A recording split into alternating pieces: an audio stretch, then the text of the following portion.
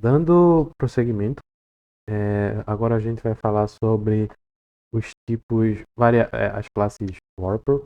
Basicamente, Warper quer dizer empacotadora. Então, durante o seu uso desses tipos primitivos na linguagem Java, vai ser necessário que a gente trate esses valores primitivos como se fosse um objeto. Então, antes da gente entrar nas motivações e nos casos em que realmente a gente não pode usar o tipo primitivo diretamente, vamos entender esse conceito de classe Warper. Tá? Então, digamos que você tenha a sua variável. Deixa eu pegar o apontador. Legal. É, digamos que você tenha a sua variável e ela armazena um valor inteiro. Ou seja, armazena a idade de alguém, de alguma pessoa. Então, só que em determinado momento, usar o valor primitivo não é tão interessante, porque você pode ter uma outra classe ou uma outra biblioteca na sua aplicação que ela não queira, ou melhor, ela não possibilite a possibilidade de usar essa variável simplesmente da forma primitiva, da forma como ela vem, como ela é criada. Ao contrário disso, é necessário que você envolva esse valor dentro de um outro objeto. Então, esses objetos nós chamamos de um objeto Warper. Porque basicamente ele é um objeto, ele não é idêntico a esse, em termos de comparação, mas ele armazena o mesmo valor. A diferença é que, por esse valor ser um atributo, né, ser uma propriedade dessa classe, você vai poder usar alguns métodos. Ou seja, você vai poder fazer comparações entre esses números, você vai poder definir um valor nulo para ele, por exemplo. E, além disso, você vai prover uma forma mais robusta de que seus dados sejam utilizados por outras bibliotecas, por outras coleções de dados. Então, normalmente, as coleções de dados na linguagem Java, elas não aceitam tipos primitivos como tipos de dados dessas variáveis. A gente vai ver isso quando passar por generics, a gente vai entender melhor, mas, por hora, a gente tem que entender que, essencialmente, a gente usa warpers para representar nossos valores nas nossas variáveis, das nossas variáveis primitivas. Tá? Isso aqui é um fato, até porque você está criando um objeto ao invés de um tipo primitivo. Então, um objeto warper ele vai alocar mais memória do que um tipo primitivo. E o valor que ele vai retornar pode ser que não seja o valor de fato primitivo armazenado, mas sim o endereço de memória, um ponteiro, para que você utilize e faça as suas manipulações. Tá? Então, basicamente, eu vou criar uma nova classe aqui e por algum motivo eu vou criar uma classe chamada Warper Classes. Tá? E basicamente eu vou adicionar um método main a ela, para a gente brincar um pouco. E aí basicamente é uma variável que a gente tem, que é a nossa idade. A gente vai usar a classe Warper dela, que é a integer com I maiúsculo, e a gente basicamente vai dar um novo nome a ela. E no Java 20 é um pouco diferente como a gente cria. Normalmente em outras versões a gente basicamente faria isso, age, né? Passando o valor da idade. Só que esse método ele está deprecated, ou seja, ele está saindo, ele está entrando em desuso e já não é mais recomendado. A recomendação é que a gente use um método estático chamado valueOf, tá? E aí a gente passa de fato o nosso valor, tá? E aí sim ele funciona, tá? Então eu vou botar um system out aqui, um println, para que a gente possa ver os valores, tá? Então, sei lá, eu vou colocar variável primitiva, primitiva. Agora, tá a nossa a variável age. Para duplicar essa linha, você aperta Ctrl D. Então, variável warper E aí aqui, vamos ver o que é que ele retorna. Se ele vai retornar de fato o endereço de memória ou se ele já vai retornar, se ele já tem a implementação do toString, ele vai retornar o valor primitivo de fato. Tá? Vamos executar.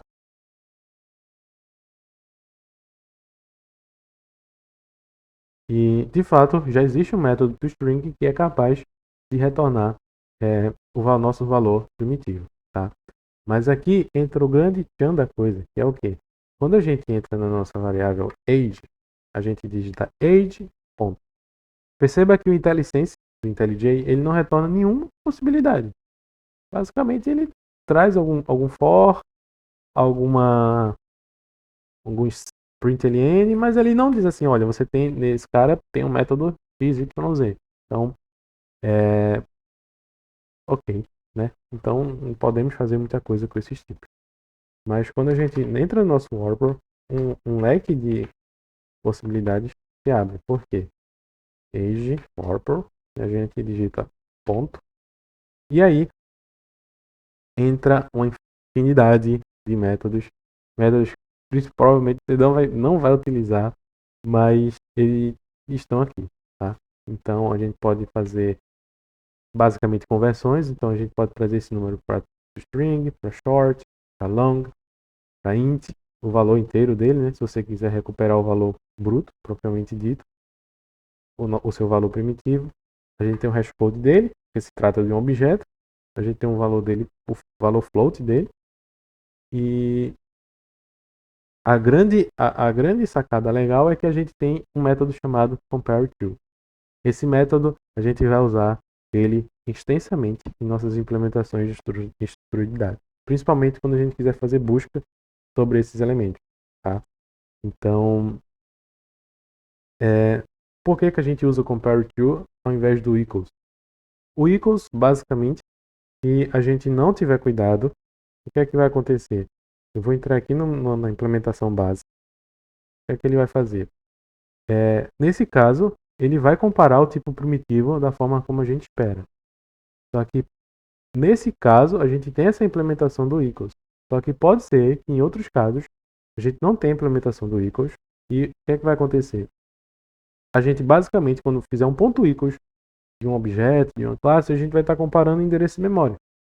Então, pode ser que isso vire um problema, tá? Porque a gente não vai estar, de fato, comparando o conteúdo da nossa variável. A gente vai estar comparando o endereço de memória. A gente vai entrar nisso em detalhes, vamos falar de classe. Vou trazer exemplos aqui para você ver mais claro.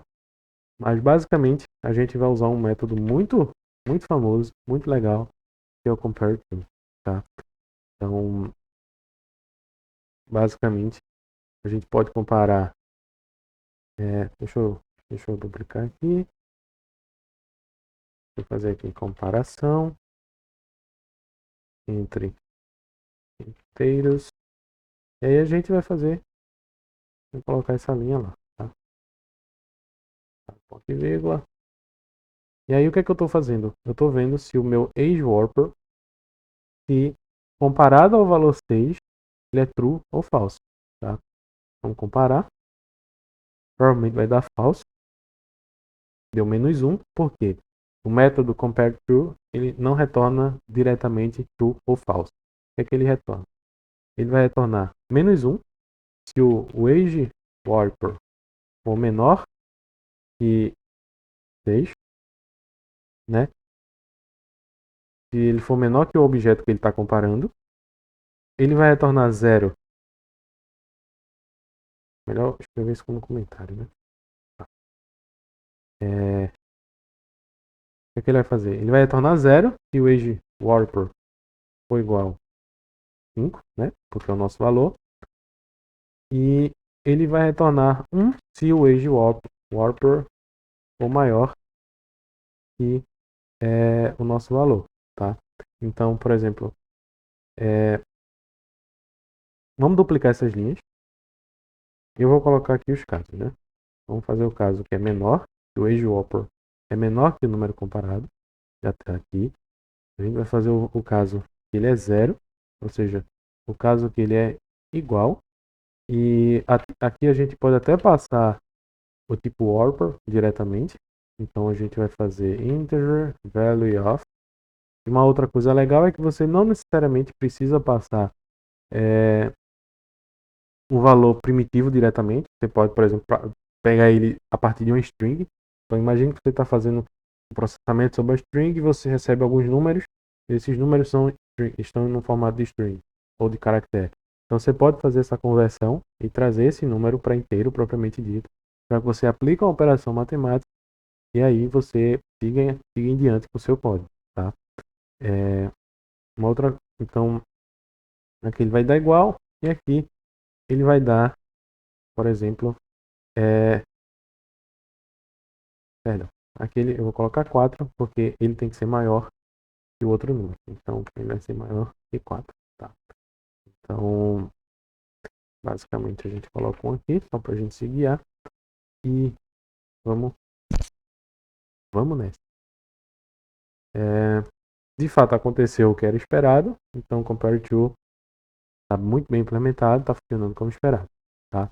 Um outro caso é que as nossas variáveis primitivas elas possuem valores iniciais. Então, você tem uma variável do tipo byte e, sei lá, seja student classes, ou seja, disciplinas desse estudante. Se você não define nenhum valor, qual o valor que ele tem? Se a gente parar para analisar, o que, é que a gente tem aqui? Eu vou duplicar isso daqui, vou comentar essas linhas e basicamente o que, é que a gente tem? Student classes. O que, é que a gente tem? A gente tem um valor default, um valor. Tá, aqui ele pede para inicializar, mas durante a execução ele recebe um valor, tá? Então, sei lá, student classes. Aqui ele não está me deixando, mas ele recebe sim um valor, tá? Então, talvez seja algo da versão 20 do Java, tá? Mas uma coisa que eu quero mostrar é que você sempre vai ter que dar um valor. Você sempre vai ter que passar um valor. Você vai ter que dizer um valor inicial, por mais que esse valor não reflita a realidade. Então, imagine que no seu sistema, a Student Classes, ela não tenha um valor definido, ou seja, não pode existir zero para um aluno, por exemplo. Um aluno tem que estar sempre matriculado, cadastrado em alguma disciplina, em alguma aula. Então, esse valor é inadmissível, não pode existir esse caso. Só que na instanciação da sua variável, o valor default dela é zero. Então, como fazer isso? Como tratar esse caso? Tá? Então, códigos mais antigos, o que é que fariam? Fariam essa comparação. Veriam se a variável é igual a zero e aí tomariam alguma tratativa. Tá? Lançariam exceção, ou diriam que não é possível, ou algo do tipo. Com as nossas classes Warpers, o que é que acontece? A gente tem. Eu vou trocar isso aqui para byte, tá? E aqui, ó, na nossa Warper de byte, é que a gente tem student classes Warper. O que a gente tem? A gente precisa simplesmente passar o valor nulo para ela. Então, é,